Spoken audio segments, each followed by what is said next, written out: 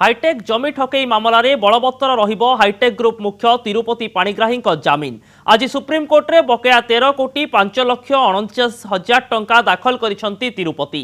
2014 February 21 तारिख रे jail रे थिबा तिरुपति को जमीन लगी 63 कोटी 50 लाख टंका जमा करिबा पाई निर्देश देइथिले सुप्रीमकोर्ट। कोर्ट रे 5टी किस्ती रे समस्त टंका दाखल करिसंती हाईटेक ग्रुप मुख्य। प्रथम किस्ती रे से 20 कोटी डिपोजिट करिथिबा बेले द्वितीय किस्ती रे 18 कोटी, तृतीय किस्ती रे 9 कोटी, चतुर्थ किस्ती रे 3 कोटी 50 लाख टंका कोर्ट रे दाखल करिथिले तिरुपति।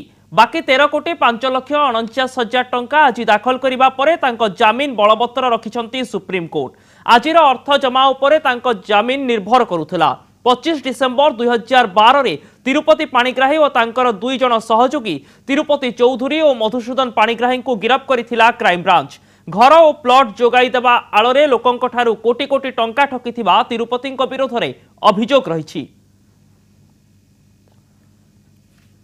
आमे सुप्रीम कोर्ट जो आदेश देछि ताको आमे मान्यता देछु और तापय जा से कहिसेंदी आमे डिपोजिट करिया पई कस्टमर मनकर 63 कोटी टंका डिपोजिट करि सारलुनी। आज 22 तारिख दिन सर आगुरु केते डिपोजिट करथिले एबे केते डिपोजिट कले? आगुरु 50 कोटी टंका डिपोजिट हेतला और 13 कोटी टंका हम ऑलरेडी कस्टमर को दे सारी थिलु। एटा को हमें आइए गोटे फाइल कलु जे से 13 कोटी टंका टाकू एडजस्ट करिया पई। बट लास्ट रे जेतबे 6 मंथ बैक ताको आइए ता फाइल तक इंक्वायरी दियाइतला।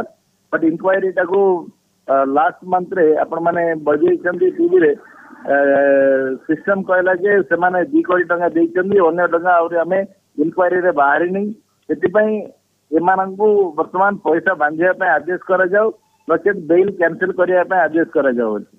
कोर्ट सीधा को स्पंदन कला जे हमको 1 मास भीतर पैसा जमा करिया पे 13 कोटी टंका सब्सिक्वेंटली से आईएटा को सुनियो बोलिकरी तापर हमें 13 कोटी टंका 1 मास समय भीतर आज जमा कलु।